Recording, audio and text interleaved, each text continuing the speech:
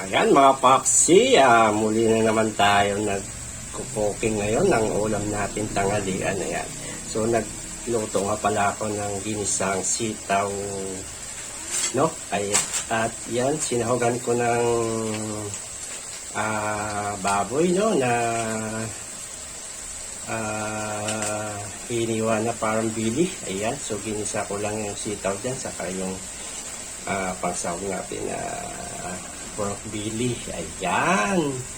So napakasarap na naman ang ulam natin ngayon tanghalian. Tiyak na mabubusog na naman tayo ngayong araw na ito. Ayan. So hinihintay na lang natin na maluto ito para makakain na tayo. Ayan. Ang ating ulam ay adobong sitaw with may baboy. Ayan.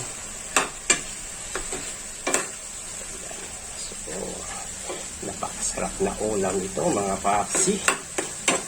Ayan. So malapit na itong maluto. Mukhang luto na ito.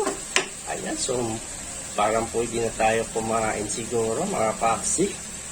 Ayan. At nagprito na rin ako ng isda na para kapartner nitong niluto kong gulay. Ayan.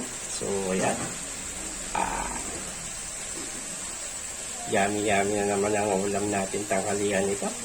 Okay, so luto na ito mga papsi. So thank you for watching. At ito yung kapartner nung niloto kong gulay mga papsi.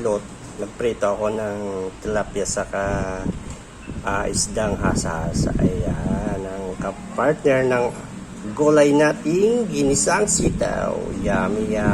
So ayan, kain na tayo. At mabubusog na naman tayo nito.